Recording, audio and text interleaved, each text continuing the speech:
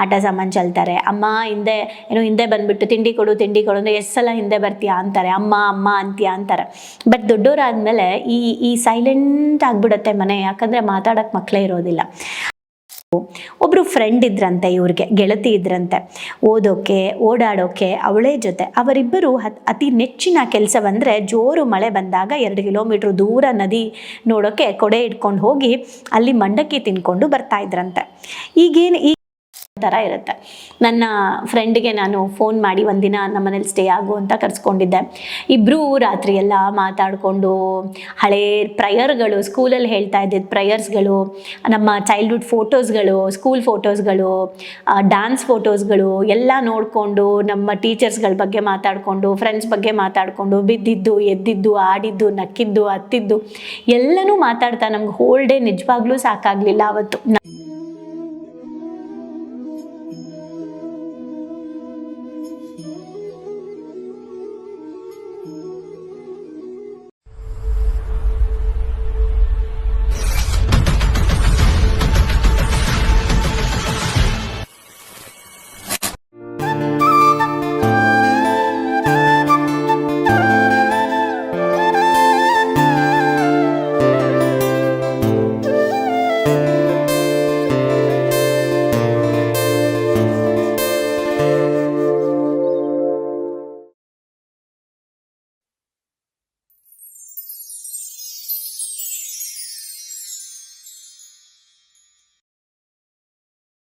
ಚಿಂತೆ ಬಿಡಿ ಚಿಲ್ ಮಾಡಿ, ಶ್ವೇತಾ ಬೇಡಿ ಅವರು ಬರೆದಿರುವಂತಹ ಪುಸ್ತಕದಿಂದ ನಮ್ಮ ಮುಂದಿನ ಚಾಪ್ಟರ್. ಆ್ಯಂಡ್ ಪ್ರತಿ ಚಾಪ್ಟರಲ್ಲೂ ಕೂಡ ನಾವು ನೋಡ್ತಾ ಇದ್ದೀವಿ ಚಿಂತೆಯನ್ನು ಬಿಟ್ಟು ಚಿಲ್ ಮಾಡೋದ್ರ ಕಡೆಗೆ ಗಮನ ಕೊಡಬೇಕು ಅಂತ. ಹಾಗೆ ಈ ಒಂದು ಚಾಪ್ಟರ್ ಕೂಡ ತುಂಬ ಚೆನ್ನಾಗಿದೆ, ಇದು ಎಲ್ಲರಿಗೂ ಅನ್ವಯಿಸುತ್ತೆ ನೋಡಿ. ಓಕೆ, ಚಾಪ್ಟರ್ ಹೆಸರು ಕಳೆದುಕೊಂಡು ಕೊರಗುವ ಮುನ್ನ. ಒಂದಿನ ಮಳೆ ಬರ್ತಾ ಇರುತ್ತಂತೆ. ಇದನ್ನು ಇಮ್ಯಾಜಿನ್ ಮಾಡ್ತಾ ಹೋಗಿ, ನೀವು ಆ ಪರಿಸ್ಥಿತಿಯಲ್ಲಿ ಇದ್ದಿದ್ರೆ ಅಥವಾ ಮುಂದೆ ಒಂದಿನ ಇದ್ದರೆ ಅಂತ ಯೋಚನೆ ಮಾಡ್ತಾ ಹೋಗಿ. ಒಂದಿನ ಮಳೆ ಬರ್ತಾ ಇರುತ್ತಂತೆ, ವಿಪರೀತ ಬೇಜಾರಾಗ್ತಿರತ್ತಂತೆ. ಮಕ್ಕಳೆಲ್ಲ ಬೆಳೆದು ದೊಡ್ಡವರಾಗ್ಬಿಟ್ಟಿದ್ದಾರಂತೆ. ಮಗ ಈಗ ಹಿಂದೆ ಮುಂದೆ ಅಮ್ಮ ಅಮ್ಮ ತಿನ್ನಕ್ಕೇನಾದರೂ ಕೊಡು ಅಂತ ಕೇಳೋದಿಲ್ವಂತೆ. ಅವನ ಶಾಲೆ ಬಸ್ ಬಂದು ಈಗ ಎಂಟಾಯಿತು ಅಂತ ಹೇಳಿ ಜೋರಾಗಿ ಹಾರನ್ ಕೂಡ ಹೊಡೆಯೋದಿಲ್ವಂತೆ. ಯಾಕೆ ಅಂತಂದರೆ ಮಗ ದೊಡ್ಡವನಾಗಿ ಕೆಲ್ಸಕ್ಕೆ ಹೋಗ್ತಾ ಇದ್ದಾನೆ. ಬೆಳಗ್ಗೆ ಬೇಗ ಎದ್ದು ತಿಂಡಿ ಮಾಡಿ ಗಂಡನಿಗೆ ತಿಂಡಿ ಕಟ್ಟಬೇಕು ಅನ್ನೋ ಚಿಂತೆನೂ ಇಲ್ಲ, ಯಾಕಂದರೆ ಅವರು ಕೂಡ ಅವಾಗವಾಗ ಹೊರಗಡೆ ಊಟ ಮಾಡೋದನ್ನು ಕಲ್ತ್ಬಿಟ್ಟಿದ್ದಾರೆ. ಮನೆ ತುಂಬ ಹರಡಿದ ಆಟದ ಸಾಮಾನ ಎತ್ತಿಡುವಂಥ ಕೆಲಸನೂ ಇಲ್ಲ, ಯಾಕೆ ಯಾರು ಆಟ ಆಡೋಕ್ಕೆ ಮನೇಲಿಲ್ಲ. ಬಟ್ಟೆಗಳನ್ನು ಜೋಡಿಸ್ಬೇಕು ಅನ್ನೋದು ಕೂಡ ಯೋಚನೆ ಇಲ್ಲ, ಯಾಕಂದರೆ ಎಲ್ಲವೂ ಹೇಗಿದೆ ಹಾಗೇ ಇದೆ. I can manage my self ಅಂತ ಎಲ್ಲರೂ ಅವರವರ ಕೆಲಸಗಳನ್ನು ಮಾಡ್ತಾ ಇದ್ದಾರೆ. ಯಾರು ಇವ್ರು ಹೋಗಿ ಕೆಲಸ ಮಾಡ್ಕೊಡೋ ಅಂಥದ್ದು ಇಲ್ಲ, ಎಲ್ಲರೂ ಕೂಡ ಅವ್ರವ್ರ ಕೆಲಸ ಅವರವರೇ ಮಾಡ್ಕೋತಾ ಇದ್ದಾರೆ. ಹೀಗಿರಬೇಕಾದ್ರೆ ಒಂದು ನೆನಪು ಅವ್ರಿಗೆ ಆಗಕ್ಕೆ ಸ್ಟಾರ್ಟ್ ಆಗತ್ತಂತೆ. ಒಂದು ಹುಡುಗ ಬೈಕ್ ಹತ್ತಿ ಹಕ್ಕಿಯಂತೆ ಹಾರಿ ಹೋಗ್ತಾನಂತೆ, ಅಂದರೆ ಅದನ್ನು ನೋಡ್ತಾರಂತೆ. ಅವನು ಹೋದ್ಮೇಲಂತೂ ಇವರಿಗೆ ಖಾಲಿ ಅನ್ಸಕ್ಕೆ ಸ್ಟಾರ್ಟ್ ಆಯ್ತಂತೆ. ಅಂದರೆ ಒಂದು ಹುಡುಗ ಅಂದರೆ ಅವರ ಮಗ ಬೈಕ್ ಹತ್ಬಿಟ್ಟು ಹೋಗ್ತಾನಂತೆ. ಇವರು ಎಲ್ಲವನ್ನು ನಾನೇ ಮ್ಯಾನೇಜ್ ಮಾಡ್ತೀನಿ ಅಂತ ಮಕ್ಕಳುಗಳು ಹೇಳಿದಾಗ, ನಮ್ಗೆ ಹೆಂಗೆ ಅಂದರೆ ಮುಂಚೆ ಆಟದ ಸಾಮಾನು ಚೆಲ್ಲಿದ್ರೆ ಆಟ ಸಾಮಾನು ಚೆಲ್ತಾರೆ, ಅಮ್ಮ ಹಿಂದೆ ಬಂದ್ಬಿಟ್ಟು ತಿಂಡಿ ಕೊಡು ಅಂದರೆ ಎಷ್ಟು ಸಲ ಹಿಂದೆ ಬರ್ತೀಯಾ ಅಂತಾರೆ, ಅಮ್ಮ ಅಮ್ಮ ಅಂತೀಯಾ ಅಂತಾರೆ. ಬಟ್ ದೊಡ್ಡವರಾದ್ಮೇಲೆ ಈ ಸೈಲೆಂಟ್ ಆಗ್ಬಿಡುತ್ತೆ ಮನೆ, ಯಾಕಂದರೆ ಮಾತಾಡೋಕ್ಕೆ ಮಕ್ಕಳೇ ಇರೋದಿಲ್ಲ. ಆವಾಗ ಇವರು ಅವ್ರ ಮಗ ಬೈಕ್ ಹತ್ಕೊಂಡು ಬಾಯ್ ಅಂತಲೂ ಹೇಳ್ದೆ ಸುಮ್ಮನೆ ಹೋಗ್ಬಿಡ್ತಾನಂತೆ. ಎಲ್ಲ ಅವ್ರವ್ರ ಕೆಲಸದಲ್ಲಿ ಬ್ಯುಸಿ ಆಗಿದ್ದಾರೆ. ಆಗ ಮನೇಲಿ ಇನ್ನೂ ಖಾಲಿ ಅನ್ಸೋಕ್ಕೆ ಸ್ಟಾರ್ಟ್ ಆಗತ್ತಂತೆ. ಒಂದಿನ ಅಂದರೆ ಆ ಮಳೆ ಬರ್ತಾ ಇರೋ ಟೈಮ್ಗೂ ಮಳೆಯಲ್ಲಿ ಮೊದಲಿನಂತೆ ಹೊರಗಡೆ ಹೋಗೋಕ್ಕೆ ಆಸೆ. ಮದುವೆಯಾದ ಹೊಸದ್ರಲ್ಲಿ ತುಂತುರು ಮಳೆಯಲ್ಲಿ ಗಂಡನ ಹಿಂದೆ ಬೈಕಲ್ಲಿ ಕೂತ್ಕೊಂಡು ಹೋದಂತಹ ನೆನಪುಗಳು ಇನ್ನೂ ಹಾಗೇ ಇದೆಯಂತ. ಈಗ ಅದ್ಯಾವುದು ಸಾಧ್ಯ ಇಲ್ಲ ಅನ್ನೋ ಬೇಜಾರು ಕೂಡ ಖಾಲಿ ಅನ್ನೋ ಒಂದು ಭಾವನೆನ ಕ್ರಿಯೇಟ್ ಮಾಡ್ತಾ ಇದೆಯಂತೆ. ಈ ರೀತಿ ಮನೆ ಖಾಲಿ ಅನ್ನೋ ಭಾವದಿಂದ ತುಂಬಿ ತುಳುಕ್ತಾ ಇದ್ದು ಉಸಿರಾಡೋಕ್ಕೂ ಕೂಡ ಕಷ್ಟ ಆಗೋ ಥರದ ಒಂದು ಪರಿಸ್ಥಿತಿ, ಬೇರೆ ಏನು ಮಾಡಬೇಕು ಅಂತ ತೋಚ್ತಾ ಇಲ್ಲದೆ ಇರುವಂತಹ ಒಂದು ಪರಿಸ್ಥಿತಿಯಲ್ಲಿ ಇರ್ತಾರಂತೆ. ಸಾಮಾನ್ಯವಾಗಿ ಯೋಚನೆ ಮಾಡಿ, ಹೆಣ್ಮಕ್ಳು ಕೆಲಸ ಮಾಡ್ತಿರ್ತಾರೆ, ಫ್ಯಾಮಿಲಿಗೋಸ್ಕರ ಕೆಲಸಗಳನ್ನ ಬಿಟ್ಬಿಡ್ತಾರೆ, ಎಲ್ಲೂ ಹೋಗಲ್ಲ, ಮಕ್ಕಳು ಮನೆ ಅಂತ ಇದ್ಬಿಡ್ತಾರೆ. ಕೊನೆಗೆ ಮಕ್ಕಳು ದೊಡ್ಡವರಾಗಿ ಅವ್ರ ಪಾಡಿಗವರು, ಗಂಡ ಅವ್ರ ಪಾಡಿಗವರು ಹೋಗ್ಬಿಡ್ತಾರೆ. ಏನು ಮಾಡೋದು ಅಂತಲೇ ಗೊತ್ತಾಗಲ್ಲ ಸಮ್ಟೈಮ್ಸ್. ಟಿವಿಗೆ ಅಡಿಕ್ಟ್ ಆಗಿಬಿಡೋದು, ಈ ಥರದ್ದೆಲ್ಲ ಆಗ್ತಾ ಇರುತ್ತೆ. ಬಿಕಾಸ್ ಅವ್ರು ಏನು ಮಾಡ್ತಾರೆ, ಯೋಚನೆ ಮಾಡಿ, ನಮ್ಮಲ್ಲಿರೋ ತಾಯಿದಿರ ಬಗ್ಗೆ ಒಂದ್ಸಲ ಯೋಚನೆ ಮಾಡಿ, ನೀವು ಆ ಪರಿಸ್ಥಿತಿಯಲ್ಲಿದ್ದರೆ ಮುಂದೆ ನೋಡೋಣ ಏನು ಅಂತ. ಓಕೆ, ಸೊ ಈಗೇನಂತ ಅಂದರೆ ಅಡುಗೆ ಮನೆಗೆ ಹೋಗ್ಬಿಟ್ಟು ಏನಾದರೂ ತಿನ್ನೋಣ ಅಂತ ಹೋಗ್ಬಿಟ್ಟು ಏನೋ ಒಂದು ಮಾಡ್ಕೊಳ್ಳೋಣ ಅನ್ನೋ ಸಮಯದಲ್ಲೂ ಕೂಡ ಮನೇಲಿ ಯಾರೂ ಇಲ್ವಲ್ಲ ಬಿಡು ನಾನೇನು ಮಾಡ್ಕೊಂಡು ತಿನ್ನೋದು ಅಂತಲೂ ತುಂಬ ಜನ ಲೇಡೀಸ್ ಮಾಡ್ಕೊಳ್ಳೋದೇ ಇಲ್ಲ. ಹಾಗೆ ಕೆಲಸ ಮಾಡ್ತಾ ಅವರಿಗೆ ಕಾಲೇಜಿಗೆ ಏನು ಓದ್ತಾ ಇದ್ದಿದ್ದು ನೆನಪು. ಒಬ್ಬರು ಫ್ರೆಂಡ್ ಇದ್ರಂತೆ, ಇವ್ರಿಗೆ ಗೆಳತಿ ಇದ್ರಂತೆ, ಓದೋಕ್ಕೆ ಓಡಾಡೋಕ್ಕೆ ಅವಳೇ ಜೊತೆ. ಅವರಿಬ್ಬರು ಅತಿ ನೆಚ್ಚಿನ ಕೆಲಸವಂದರೆ ಜೋರು ಮಳೆ ಬಂದಾಗ 2 ಕಿಲೋಮೀಟ್ರ್ ದೂರ ನದಿ ನೋಡೋಕ್ಕೆ ಕೊಡೆ ಇಟ್ಕೊಂಡು ಹೋಗಿ ಅಲ್ಲಿ ಮಂಡಕ್ಕಿ ತಿನ್ಕೊಂಡು ಬರ್ತಾ ಇದ್ರಂತೆ. ಈಗೇನಿದ್ರೂ ಕೂಡ ಅವೆಲ್ಲ ಬರೀ ನೆನಪುಗಳು ಅಷ್ಟೇ. ಅವಳಿಗೂ ಮದುವೆ ಆಯಿತು, ನನಗೂ ಮದುವೆ ಆಯಿತು. ಮೊದಲು ಅಟ್ಲೀಸ್ಟ್ ಸ್ವಲ್ಪ ಕಾಲಲ್ಲಾದರೂ ಮಾತಾಡ್ತಾ ಇದ್ವಿ, ಅಟ್ಲೀಸ್ಟ್ ಸ್ವಲ್ಪ ದಿನನಾದರೂ ಮಾತಾಡ್ತಾ ಕಳೀತಾ ಇದ್ವಿ. ಈಗ ಅವಾಗ ಸಿಗೋಣ ಇವಾಗ ಸಿಗೋಣ ಅನ್ನೋ ಮೆಸೇಜ್ ಅಷ್ಟೇ ಹೋಗುತ್ತೆ ಹೊರತು ನಾವು ಭೇಟಿ ಆಗೋಕ್ಕೆ ಆಗ್ತಾ ಇಲ್ಲ.